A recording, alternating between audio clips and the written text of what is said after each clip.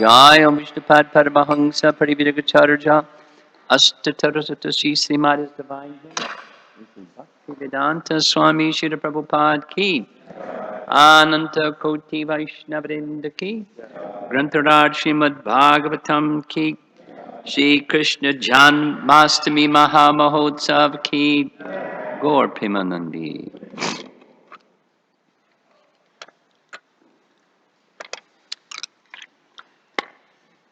Is there anybody who would have an objection if we turn the fans on? I don't see anybody raising their hand. Can someone turn the fans on?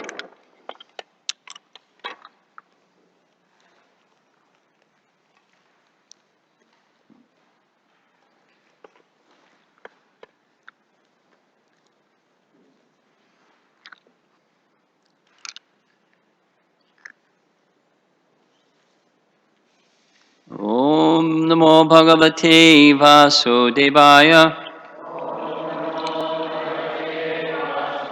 Om Namo Bhagavate Vasudevaya. Om Namo Bhagavate Vasudevaya.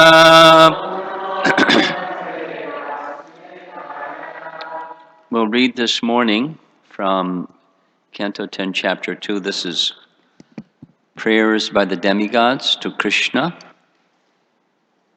in the womb of Devaki. And since last year, I discussed text 35. We're going to discuss the next one, next three. 36, those of you that like to look at the verse 36, 37, 38, we'll read the purport for 38. 10 to 36.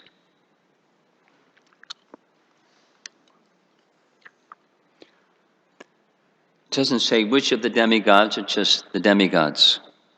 They're offering prayers. There's a beautiful painting. That's not it.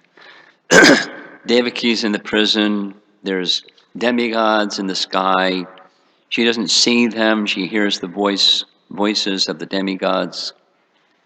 Later she tells Vasudeva, something very mystical happened. I heard these voices in the sky, some rumbling sound, some musical instruments, and I think something very auspicious is going to happen. Oh. Text 36. O Lord, your transcendental name and form are not ascertained by those who merely speculate on the path of imagination. Now these are Prabhupada's translations. Your name, form, and attributes can be ascertained only through devotional service. And there's a 5-page purport. 36. Even while engaged in various activities, devotees whose minds are completely absorbed in your lotus feet. Read it again. Even while engaged in various activities, devotees whose minds are completely absorbed at your lotus feet, and who constantly hear, chant, contemplate, and cause others to remember your transcendental names and forms, are always on the transcendental platform, and thus they can understand the Supreme Personality of Godhead. Text 38. O Lord, we are fortunate because the heavy burden of the demons upon this earth is immediately removed by your appearance. He hasn't appeared yet, but he will. Indeed, we are certainly fortunate, For we shall be able to see upon this earth and in the heavenly planets the marks of the lotus, conch, club, and disc that adorn your lotus feet. Purport by Srila Prabhupada. The soles of the Lord's lotus feet are marked with Shankha, Chakra, Gada, Padma, conch shell, disc, club, and lotus, and also by a flag and a thunderbolt. When Krishna walks on this earth or in the heavenly planets, these marks are visible wherever he goes. Vrindavan Dham is a transcendental place because of Krishna's walking on this land. Frequently, the inhabitants of Vrindavan were fortunate to see these marks here and there when Akrura went to Vrindavan to take Krishna and Balaram away to the festival arranged by Kamsa. Upon seeing the marks on the Lord's lotus feet on the ground of Vrindavan, he fell down and began to groan. These marks are visible to devotees who receive the causeless mercy of the Supreme Personality of Godhead. Parentheses, Tavanu Kampitam. Tavanu Kampitam. It's in the verse, the Sanskrit. Due to your causeless mercy upon us. Tava Anukampitam. The demigods were jubilant, not only because the appearance of the Supreme Lord would do away with the burdensome demons, but also because they would be able to see on the ground the transcendental marks from the soles of the Lord's lotus feet. The gopis always thought of the Lord's lotus feet when he was walking in the pasturing grounds, and, as described in the previous verse, simply by thinking of the Lord's lotus feet, the gopis were fully absorbed in transcendence. So from the previous verse, Avishta Chaitanya Bhavaya Kalpate.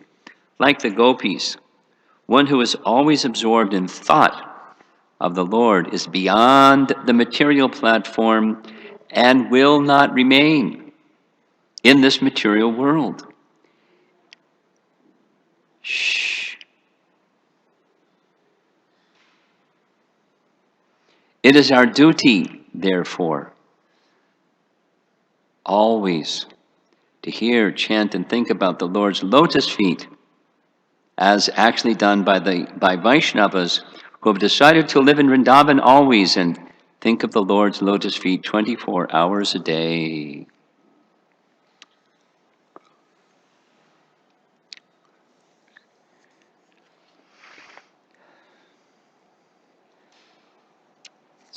So many things. What time is our, when am I supposed to end?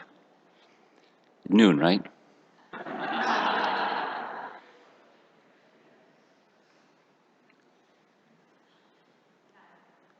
9? 9, okay.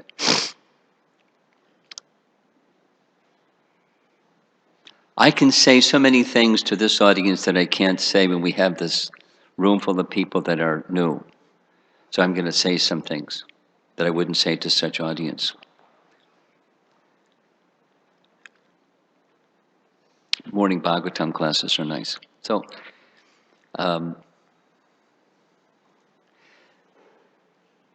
Pritranaya sadhunam vinashaya chaduskritam. So, the demigods, headed by Lord Brahma, accompanied by Mother Earth in the form of a cow, went to the shore of the milk ocean. Where's the milk ocean? And what's the bottom of the milk ocean? There's no bottom of the milk ocean. It's just a milk ocean floating in the sky. It's a spiritual planet where the Lord of the heart, Kshirodakshai Vishnu, lies in an ocean of Kshir, an ocean of milk, sweet milk. And he has an island in the middle of that ocean of milk, and that's where they went. The demigods have privileges because this ocean of milk is in this universe. It's the spiritual planet that's within this universe that isn't destroyed when the universe is destroyed. It's an eternal place. Nityadham. So they went and they offered prayers. Specifically, they offered Purusha Sukta prayers. Purusha Sukta prayers are very important prayers. They're prayers that Vaishnavas recite regularly to the Supreme Lord because it's honoring that the Purusha Sukta prayers are honoring Lord Vishnu as the cause of this material creation. And then there's details and details about the creation within the Purusha Sukta prayers. So they offered these Purusha Sukta prayers collectively. And the Lord replied in such a way that Brahma could hear, the others couldn't hear. And he said, relay this to the demigods, that I shall take birth, I appreciate your prayers, I shall take birth on earth. Ask the demigods to take birth first in the Andaka, Bhoja, and Vrishni dynasties, and then I will come. So some detail.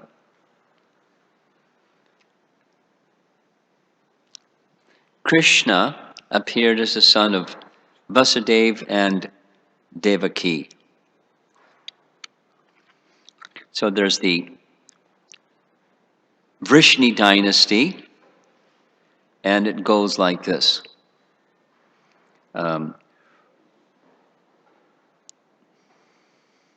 Devaka was the son in this line of the Vrishni dynasty, Devaka and Devaki, his daughter.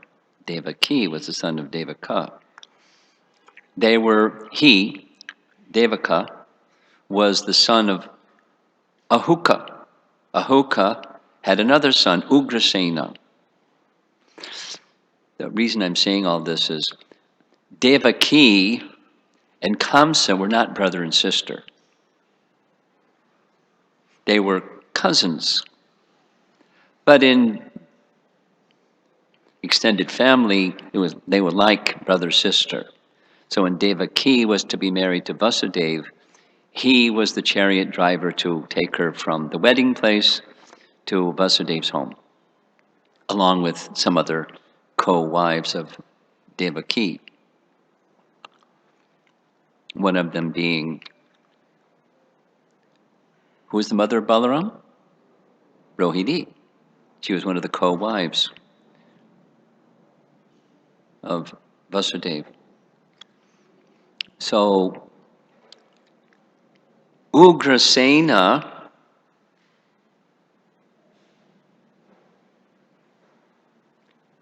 when he was married,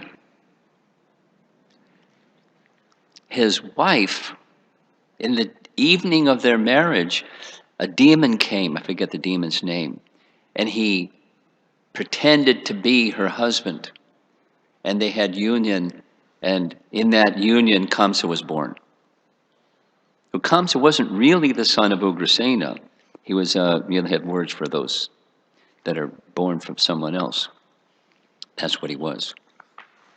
I won't say the word. Not a nice word.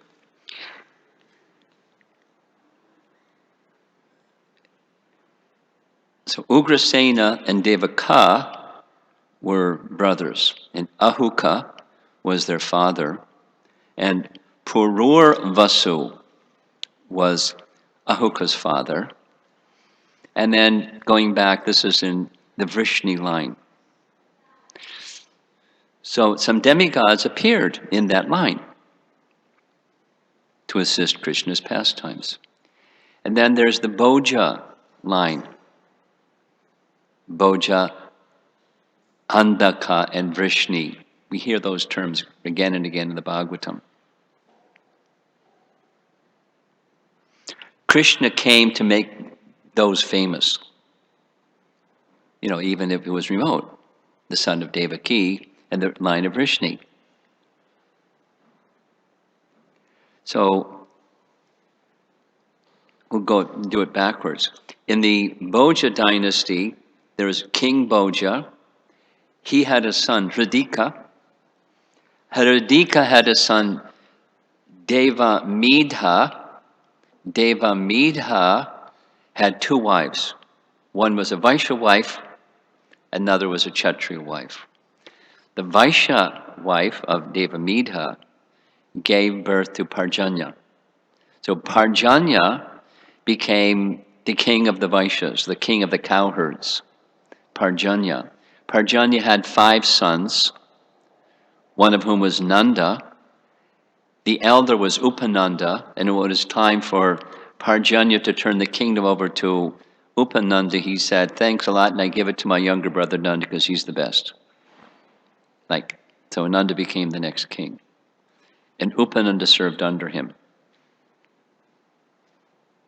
And Krishna appeared as the son of Vasudeva, Nanda and Yashoda.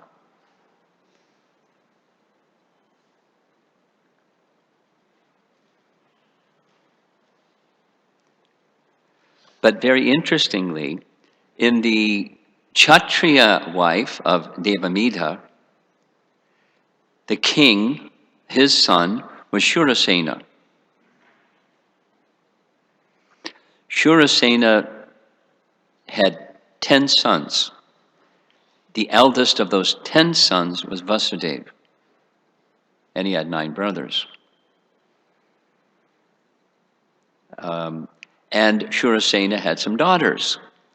Kunti was the eldest, and she had 4 sisters. 5 daughters, 10 sons. So Vasudeva and Kunti were brother and sister. So Krishna appeared as the son of Vasudeva and Devaki. Remember Devaki, the daughter of Devaka. So the lines of kings were united through marriage.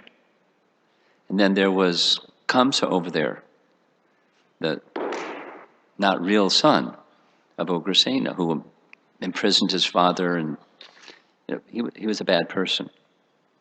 He was a demon, explicitly. So when Kamsa was, along with so many other demons, were burdening the earth too much, Mother Earth went to the demigods and Brahma, and I'll appear. Demigods, you should appear. Tell them they should appear first.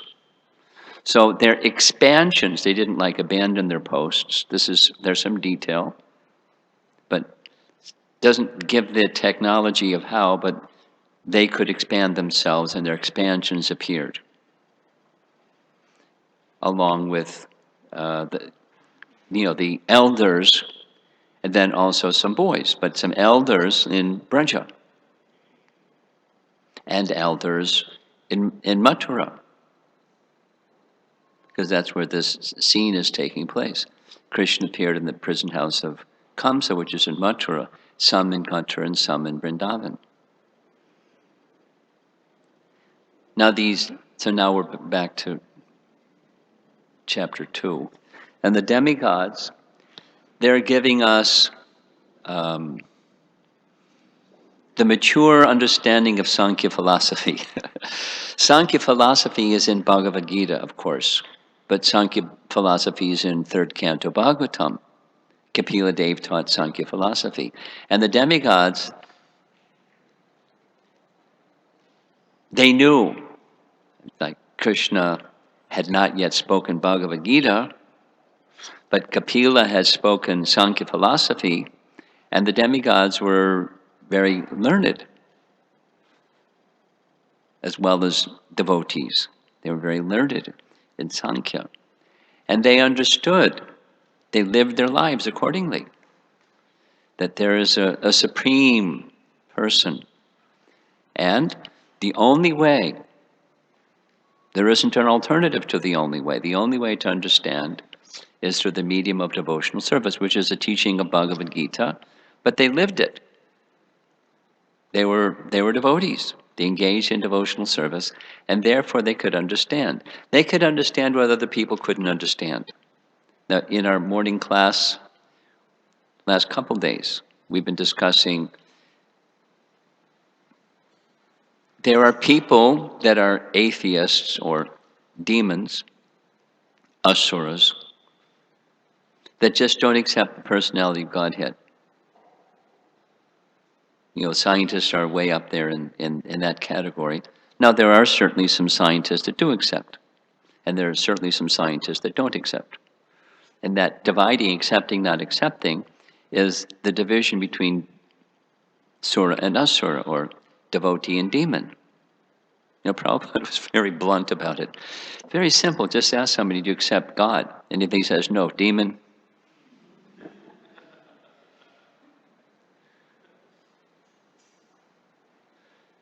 And it's not just me saying, it's Krishna saying. So, I'm on the authority of Krishna, I'm saying. And, it's not a nice sounding word. It's a strong word or a harsh word. But Prabhupada wanted his followers to understand the world in which we live, that there are people that are godless and people that are godly. And then, amongst the people that are godly, there are those that don't understand God. We've been discussing. Because they're relying on speculation. We discussed some of the varieties of speculation. Now, they're better than the godless. But then there are those that don't rely on speculation, and they rely on the medium of devotional service. And the medium of devotional service is to be guided by this descending knowledge that comes through disciplic succession. From Krishna through disciplic succession, just as he says in Bhagavad Gita, and just as the demigods, they have their preceptor, Brihaspati, and he has his preceptor.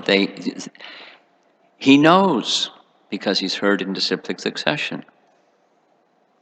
And those that haven't, they don't know. They may have some idea. Not those that are theistic, they have some idea. And so we don't, as devotees, we don't shake a stick and whack. But we should be discriminating and understand there is a way to understand and there's a way that you can't understand, even amongst theists.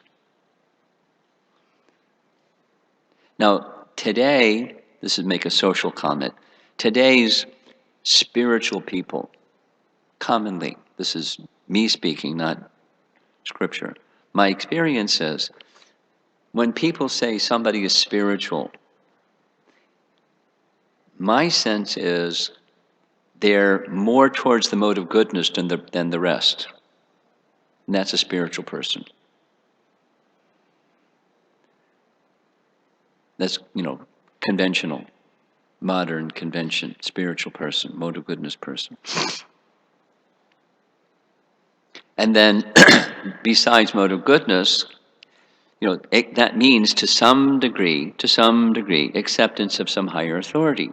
Now, what that higher authority might be, could be all kinds of things. And it comes out to be polytheism, voidism, impersonalism. We discussed some of the other ones.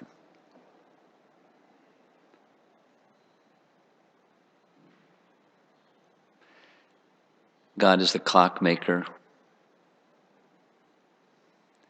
think that's a theological, I should go check. Because there's an issue, there's suffering in the world. And if God is overseeing things, then he's responsible for the suffering of this world, because he's overseeing things and he allows people to suffer. So he's like, he makes the clock. And then people go buy the clock in the shop, and then the watchmaker doesn't have anything to do with it anymore. Hands off. Then there's the hands-on. Oh, so he's responsible for people suffering.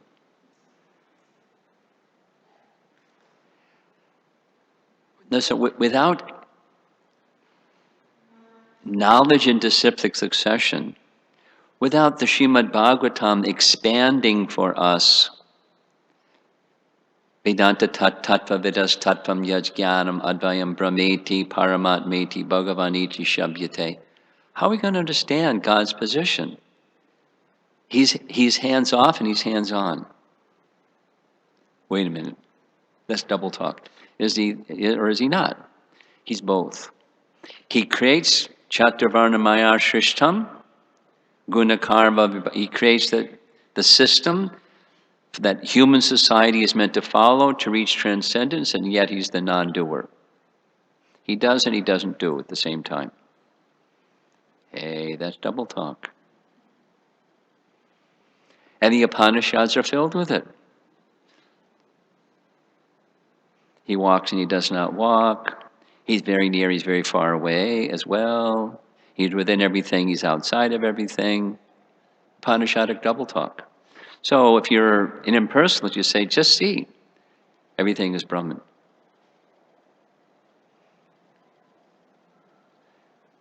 By the power of speculation. Now, what does it really mean? You have to hear in disciplic succession what it really means. Otherwise, you won't know by speculation. That's what the verse is saying. By devotional service, bhaktyamam abhijanati. So the demigods, they understand because they're bhaktas. And they understand that bhakti is the only means, and there isn't another means.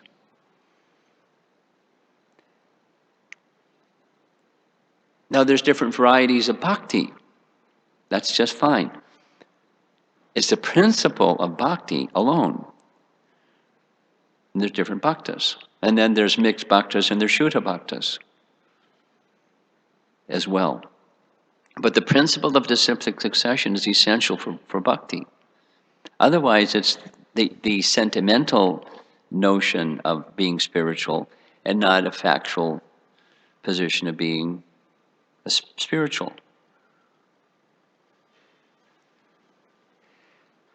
Case in point. Some of you, our book distributors, I'm sure, are pretty much aware of this thing called the Bhakti Fest. Yes? I'm looking at Akrura. Bhakti Fest, you've heard of it? Sure. It's absolutely impersonal. It's not kind of impersonal. It's absolutely impersonal. They call it Bhakti Fest. Yes? Because people don't know. They like kirtan. They like, all kinds of mantras and worship and blah, blah, blah, blah, blah, blah, blah, blah, blah, blah. Bhakti Fest. Because they don't know. Now, what are we to do about that? Well, we should not get a stick and whack people, but we should understand what's what and live what's what and teach accordingly by our example primarily and also by precept for those who want to know. We had this discussion yesterday about what about the people that don't know? What do you do about the people that don't know? How to gently help them know? Well, it depends on whether they want to know or not.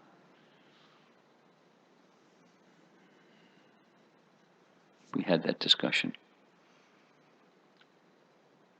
Minimally, we can chant with bhakti. And that creates, Prabhupada's words, it creates an atmosphere of auspiciousness.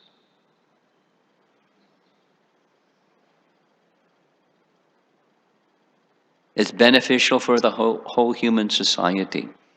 Nam Sankirtan. This is Chaitanya Mahaprabhu's principle. And then, of course, for persons who wish to know, the teachings. And there are people that don't wish to know, but those that wish to know, there's teachings that are assisted by the purification that comes and the auspiciousness that comes, the purification that comes from Nam Sankirtan. Jeta Darpana Marjanam Bhavamahadavagni Nirvapanam. So, Krishna Janmasthami is a wonderful time. We have so many people that will come here this evening that, by their own admission, they come to the temple once a year because it's religious to come to see the deity. on Krishna Janmasthami, and then they go home, take prasadam, see the deity, gather some punya, and go home. Because you should be respectful to Krishna and this one, that one, the other one, etc.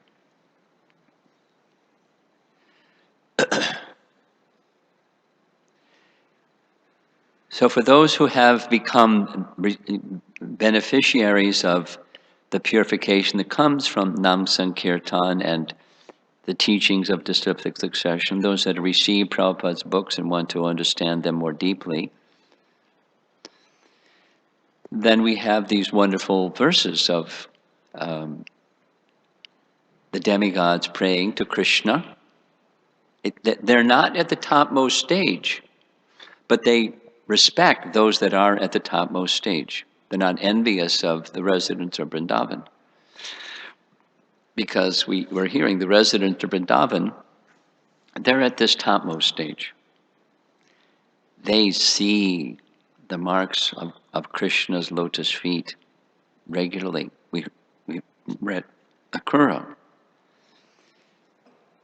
Akrura was in the same dynasty as Ugrasena. And when Kamsa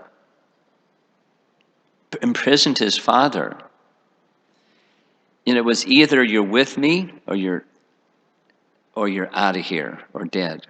Take your choice. So Akrura stayed because he was a devotee. He hadn't seen Krishna, but he heard about Krishna, just like us. And he wanted to see Krishna, maybe like some of us too. So he stayed on, and he was a minister on behalf of Kamsa. So when he was sent, you know the story, Narada came and told Kamsa, "Hey, Kamsa, the eighth child of Devaki, Vasudeva tricked you. He took the eighth child of Devaki in the middle of the night and took that eighth child of Devaki over there to Vrindavan." Kamsa said, "Get my sword, I'm going to kill Vasudeva." And Narada said, No. You don't have to worry about Vasudeva. You have to worry about the eighth child of Devaki. Remember that? Don't do anything to Vasudeva. Get that eighth child of Devaki. He's over there. Now, why did Narada do that? Because he knows what Krishna's going to do. He wanted Krishna to come for the purpose that Krishna promised to come, to kill, to relieve the burden of the earth. And he was busy with the residents of Vrindavan. So then he went to Vrindavan. And he didn't want to say, "Hey, Krishna, you're supposed to go kill some demons." He didn't do that. He was very thoughtful how he spoke to Krishna. He said, "I long to see the day when you go to Mathura and you relieve Vasudeva and Devaki from the prison of Kamsa, and you kill Kamsa.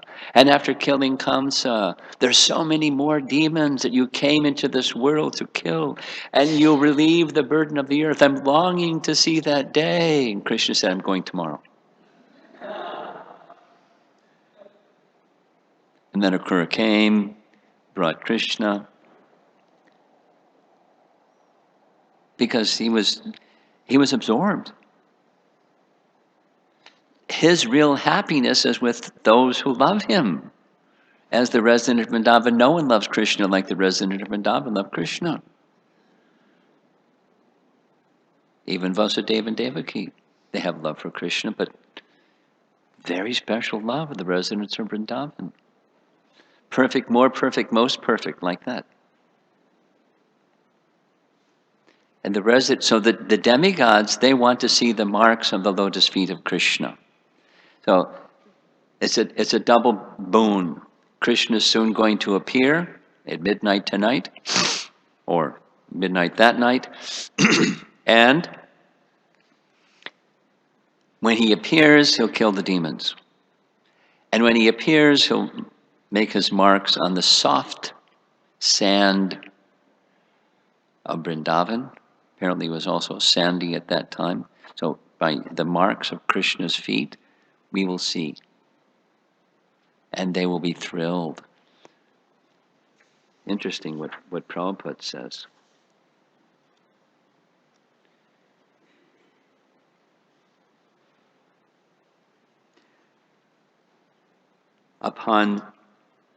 When Akrura went to Vrindavan to take Krishna and Balaram away to the festival arranged by Kamsa, upon seeing the marks of the Lord's lotus feet on the ground of Vrindavan, he fell down and began to groan. It wasn't like an unhappy. Sometimes we groan and it's unhappy, but it was happy. It was more than happy. It was ecstasy. He was rolling in the dust that had been touched by Krishna's feet, and that was further ecstasy.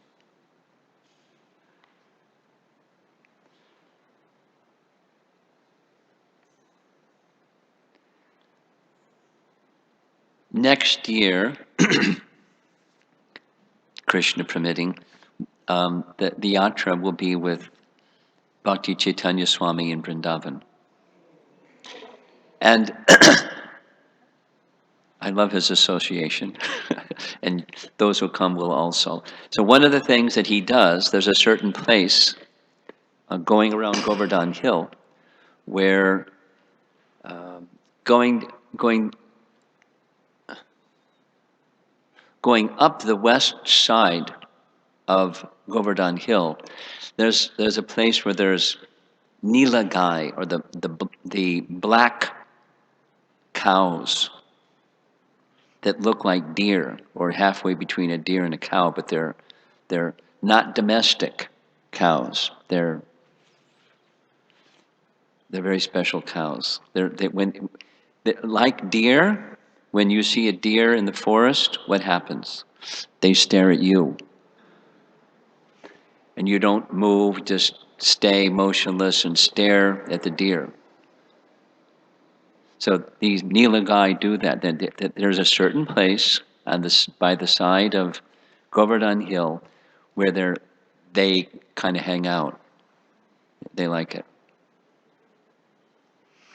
On the other side of Govardhan Hill is near, a little bit further south from Kusum Sarovar.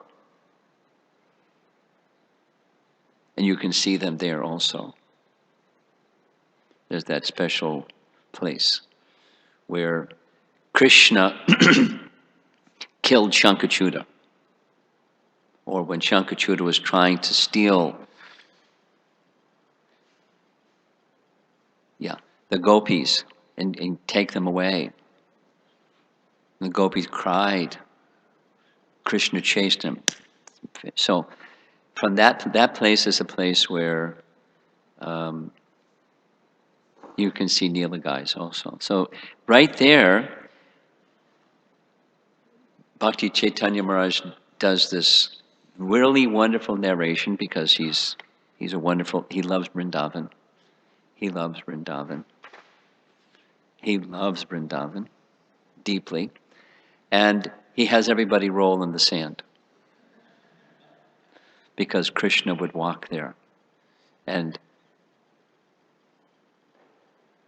you get all dusty and you love it because it's the dust of Vrindavan. The dust of Vrindavan is mystical. The dust of Vrindavan isn't just dust. Anyone that's been to Vrindavan knows what I'm talking about.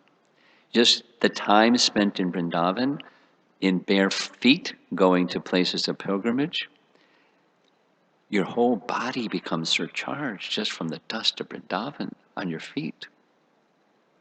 What to speak of the places where Krishna placed his feet? Now, what are we going to do? Because we're here in Chicago, we're not in Vrindavan. We can hear, chant, and remember. And one final thing, because of our time.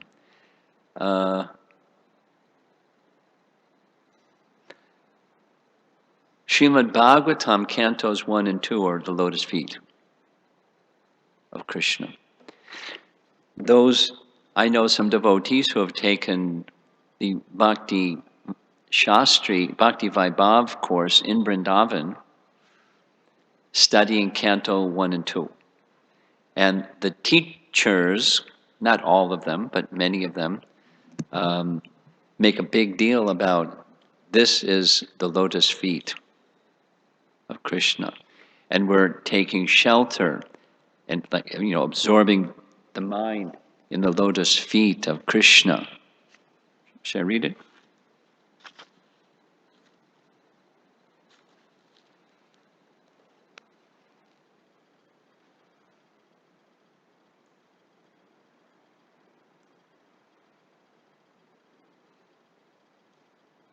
The demigods were jubilant not only because the appearance of the Supreme Lord would do away with the burdensome demons, but also they would be able to see upon the ground the transcendental marks from the soles of Krishna's lotus feet.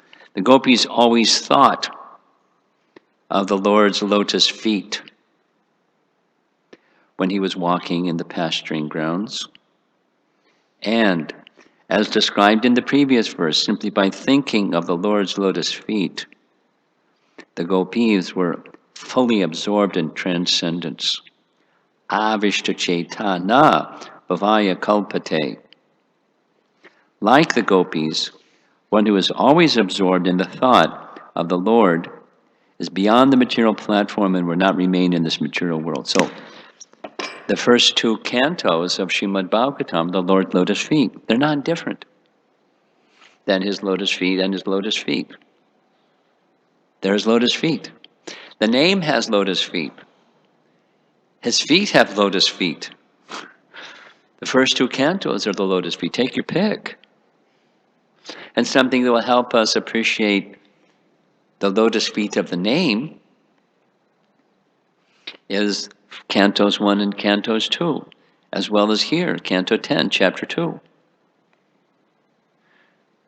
If you remember, I'm sure some of you remember, because I was told the feedback was one of the best parts of one of the Festival of the Holy Name events that we had was a guided meditation on the lotus feet of Krishna that Prema Tarangani took everyone through. Does some remember that? Who remembers that? Feedback was they really liked it. Like, that helped them a lot in the 64 round day, was meditating on the lotus feet of the marks on Krishna's lotus feet, because it's not just the conch shell, disc, and lotus, and a couple of other things. There's a whole bunch of things. So during this Bhakti Vaibhav course, the teacher was daily reminding them, asking them to go home and meditate as they're chanting, reading Canto 1, see the form of the lotus feet, the marks, and get absorbed. So it's like triple action, cleanser. And it transports one out of this world. You know, we're distracted by stuff, big time. So it's like, how do you stay with that one? Well, if you strive to stay with that one, something happens. And then it becomes more natural, and it becomes spontaneous, and it becomes, you want to be in Vrindavan with Krishna. At least in the mind, in the contemplations within the mind, exactly what the verse is saying. Exactly what the verse is saying.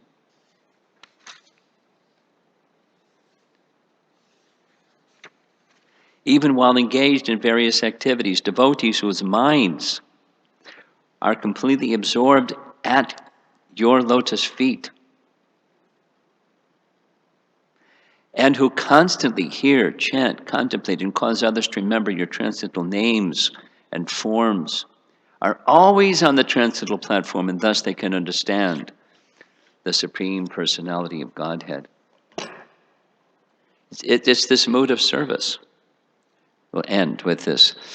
In that purport, Prabhupada quotes, like he does many times, Atak Shri Krishna Namadi Nabhaved Grayamindriyai Sevan Mukhi Jivadao Swayameva Sparatnyada. Two Festival of the Holy Names ago, that was the theme song, this verse by Rupa Goswami.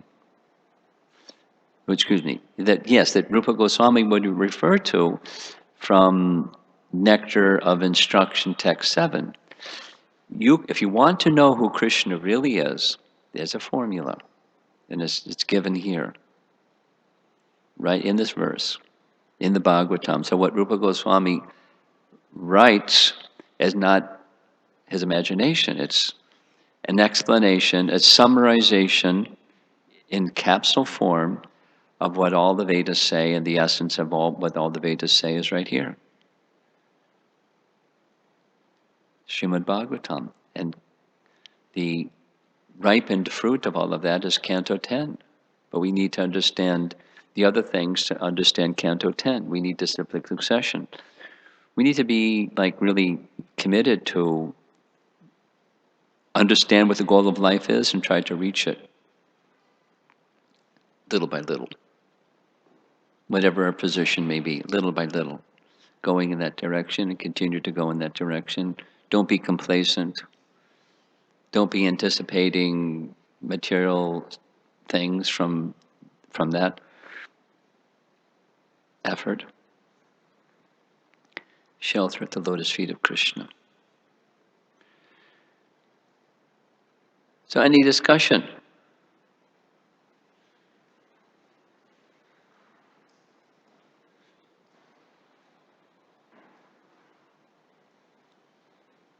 Jitendra, are we okay? You're looking at your watch. We're okay? Jitendra? Are we okay? You're looking at your watch like...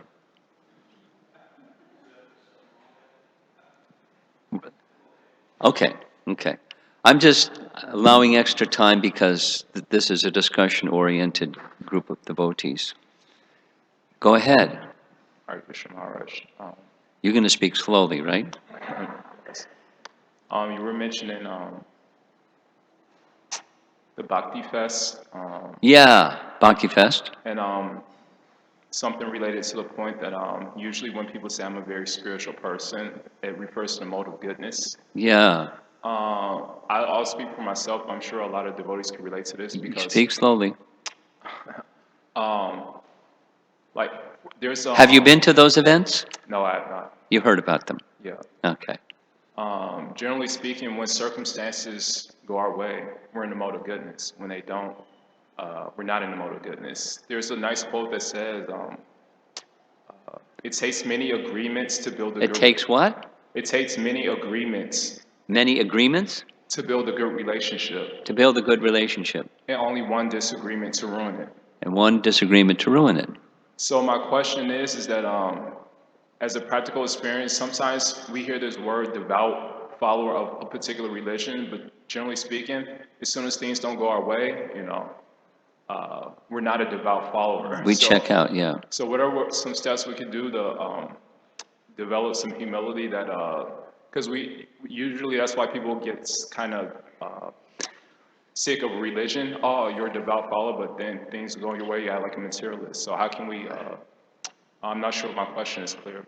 Well, you're pointing to humility as the solution to not checking out when things don't go your way. But it takes more than humility.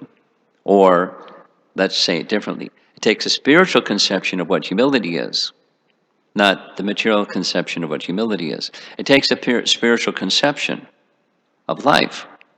And to have a spiritual conception of life requires the whole shebang, requires receiving knowledge through disciplic succession, because otherwise you have a different conception of what life is. That's different than a spiritual conception, and think it's a spiritual conception. And be invested in it, because after all, I'm right. Just ask me. Or we would, it's our convictions are based upon our contemplations and our experiences and stuff like that. So I have my notion of what spiritual is. Unless one takes shelter of this process of disciplic succession, just like people read Bhagavad Gita, where it teaches what the spiritual conception of life is, and they come up with so many other different ideas of even, who we are. Spiritual conception of self, what to speak of everything else. So,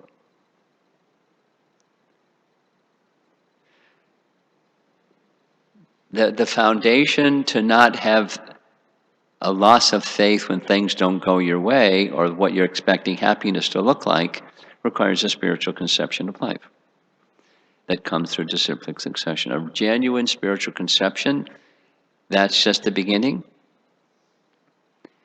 From Bhagavad Gita. Brahmabhuta prasanatma na sochati na kanksati samak sarveshu bhuteshu mad bhaktim labhate param. That's where devotional service begins. But we have to have a spiritual conception. So it's part of our devotional service to strive for that spiritual conception. That's where things start. And then it takes a while, even with that. So, because I'm practicing bhakti and things don't go my way, and so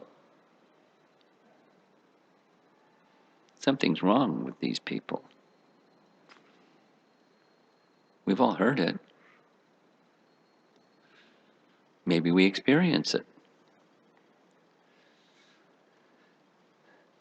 More discussion? Some thoughts?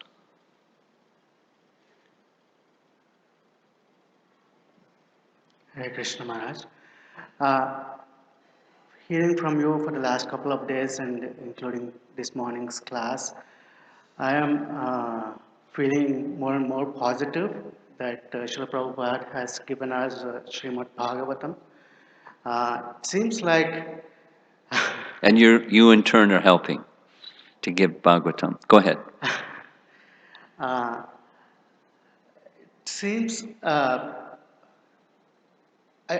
coming from a typical Indian so-called Hindu background, I may be exposed to Bhagavad Gita, but I never heard or read Bhagavatam. I'm just curious as to because Krishna is giving the opportunity to everyone. Sometimes we get these questions as to what about those who do not know or who do not hear about Bhagavatam.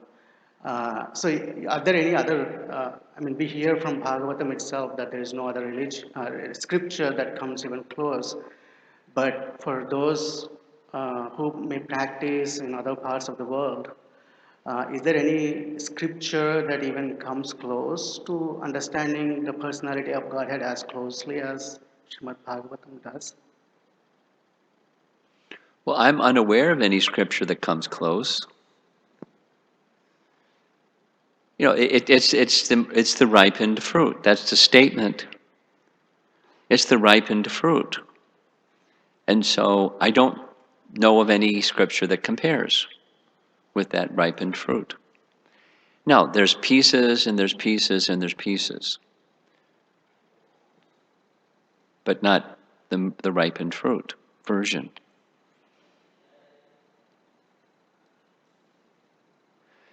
Just take, for example, Vedanta tat tattva vidas tattvam yajnanam advayam brahmeti paramatmeti bhagavaniti shabdyate. In detail. Expanded in detail. In detail. And then to assist us in understanding that detail, Jiva Goswami Sandarbhas. In detail. With primary reference to the Bhagavatam, so we can understand the Bhagavatam. But the Bhagavatam is a commentary in Vedanta Sutra, so he takes messages of Vedanta Sutra, states them, explains it in terms of the Bhagavatam, and then fills it out. So, Gosh, is there such a literature anywhere? That's what your question is. Now, we shouldn't be haughty and think ours is better than yours. Na na na na na na. We should just be very grateful and appreciate when we hear someone that says something that's part of what's in the Bhagavatam, how wonderful that is. And in a respectful mood, share, this idea is wonderful, and here's how the Bhagavatam explains it. And if it's done with that kind of mood of respect and appreciation of something wonderful that someone has, they may feel more inclined to appreciate what the Bhagavatam has. At least that's one approach in helping people understand the special gift of the Bhagavatam. When you engage in door-to-door book distribution, you meet people that are, from all kinds of different backgrounds. And if the mood is right, the message is right, and people that are from different backgrounds can receive it and appreciate it. So a lot has to do with the quality that we carry, not the salesmanship, but the quality that we carry. I'm not speaking about you, I'm speaking about us. We need to be exemplary models of what the Bhagavatam teaches and its quality.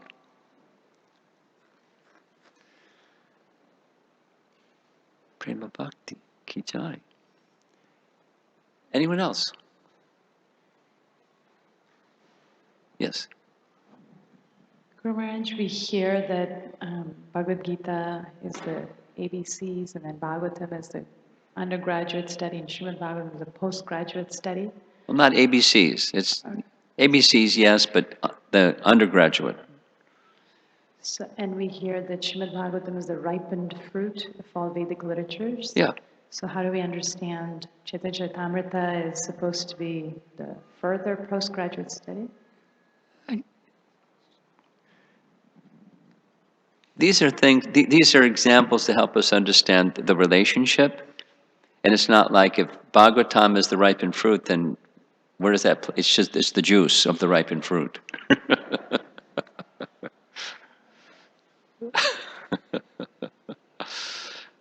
It's a smoothie made from ripened fruits.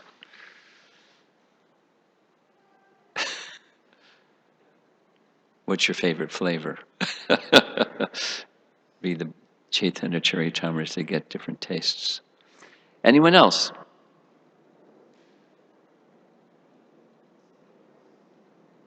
Okay, we can end. I'm used to I allowed extra time because